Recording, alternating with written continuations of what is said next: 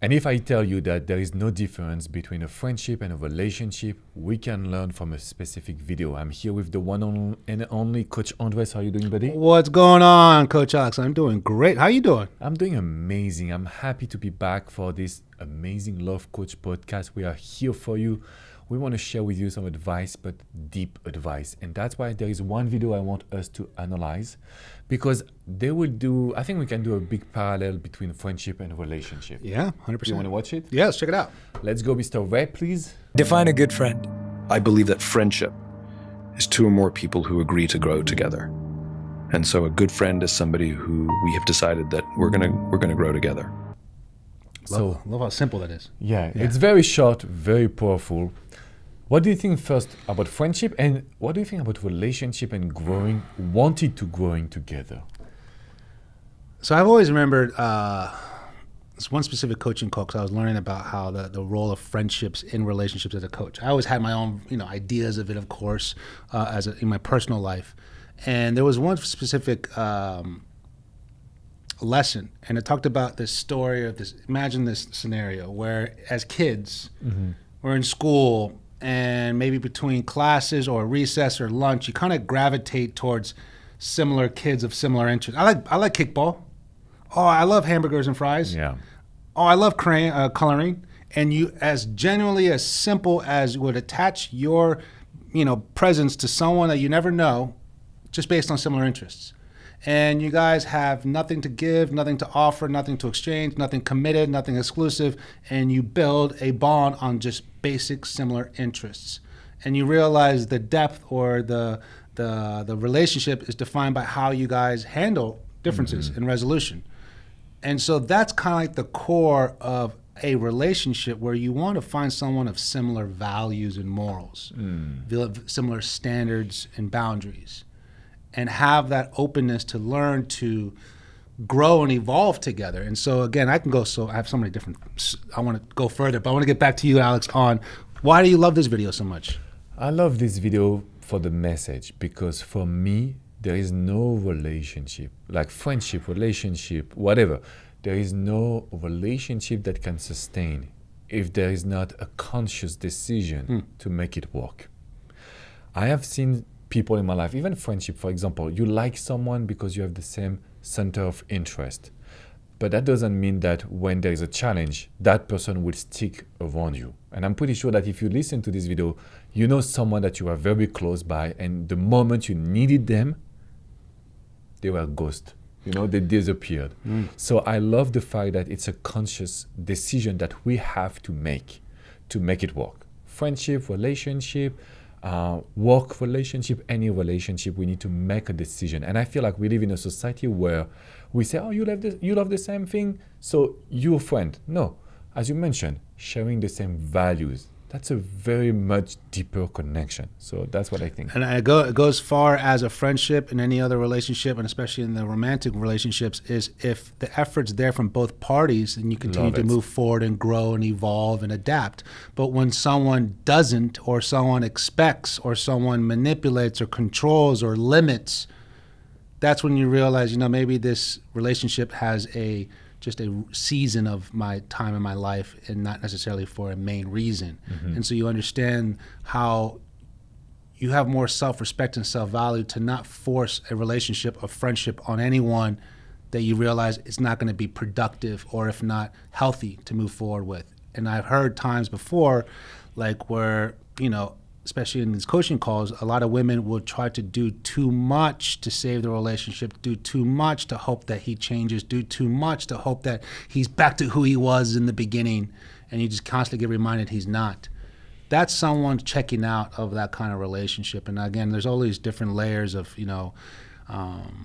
seriousness, where when the kids are involved, it's a little harder to kind of break that off or even separate. But when it comes to just like a relationship or a building relationship, you need to stand your ground and realize maybe this is not necessarily for me. And that's okay, because you realize that emotional compatibility is not in line. And just because someone isn't emotionally compatible, emotionally as state as you are, where you are in your life, they're not a bad person. If someone's not compatible, if they can't be your friend, or if they can't be your husband, boyfriend, girlfriend, wife, They're not a bad person. What happens is you make them into this bad light because you're forced in a situation that's not mutual. Yeah, it's kind of like very important because if you look at the way he talks, first of all, the question was, what is a good friend? Sure. He didn't respond to the question. He went into friendship, which is kind of the relationship between two people. Good point. Yeah, that's very interesting because he didn't say like a good friend is someone that is here for you or whatever. He says, no, friendship is making a conscious decision. Everyone that I've coached, and I know it's the same for you, buddy, everyone that I've coached since 2007, they made the decision to make the relationship work. But most of the time, they don't have the other person doing the same. So what we are doing here right now in this video is to tell you a good relationship, it takes two to tango. Yep. So if you're the one making all the efforts, it's not healthy. It's not a good relationship. And honestly, it's not love. So we want for you to open your eyes by making conscious decision and being with someone that will make the same decision, because then you're ready for every battle that the life would throw at you. Every battle. You would be ready for it. If you don't focus on those decisions, then when there is just a little bit of wind, a little bit of problem, someone will disappear in your life. I was just thinking this perfect example of the friendship and relationship through our coaching calls, through all these different women about different scenarios. Let me ask you if you heard this situation. I've heard it way more often than I expected or thought. And so again, when you are doing too much, ladies, let's say you're the people pleaser, the nurturer, the giver, maybe anxious attachment, maybe you're very empath, and whatever form of that, which is beautiful. We love that. We need more people like that. But you need to be smarter and if not more selective on who deserves that. Because when you just constantly give that away and constantly just cater to whoever it is, who do you attract mostly? Love bombers and narcissists. Toxic men who basically give you breadcrumbs, expecting you to make meals out of it. And you're like, oh my God, yes, yes, yes, because you're such a giver and such a people pleaser, such an overachiever, if not just highly invested because you don't want to fail, but then again, you're not necessarily doing what's right. And there's a lot of scenarios where I've coached a lot of women who are in this position. They constantly attract love bombers and narcissists because they're always emotionally given too much. And so I was always asked them, I was like, if you don't see what's going on there, do you pick your friends the same way that you pick your lovers? Do you get minimum effort from your friends? No, she does anything I would do for her. Interesting. Do you get breadcrumbs from your friends? No, like she scratched my back, I scratch hers. She's paying for this, I pay for that. Interesting. So you know the difference of give and take, right?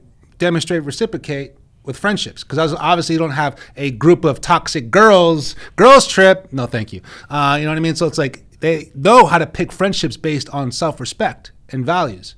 But for some reason, they just kind of ignore that when it comes to a man. Why do you think that is? That's a very good question. I think it's coming from the society because when you love someone, like a man, they tend to lose their self-control. They also tend to lose their kind of like their sanity in a way that you would find excuses for a guy more than for a friend or a family member or a coworker. You know how to set boundaries and put your foot on the line when it's someone else. When it comes to love, you're a little bit too nice, finding too much excuses. Yeah. I mean, again, I think in those scenarios, which I've heard a lot of times where they probably make those excuses, bite their tongue, look away, passive aggressive, being dismissive because there's some kind of fear that either the man or they did or into themselves of losing someone if you did speak your mind or put your foot down or disagreed.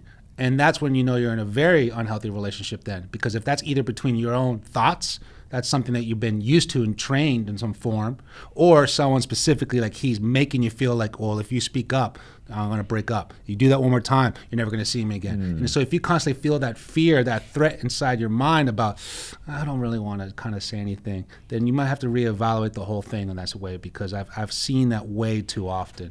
And again, this is a powerful, very simple video because I've seen a lot of women, it goes both ways, so any guys who are watching this, if you're always picking the wrong lover and relationship person, but you pick solid friends, like look into what you're doing with your friendships and duplicate that for relationships. I love your advice. Very important. So remember that we are here, ladies. You can share 5 stars review. Of course, any comment, any question, we are here for that.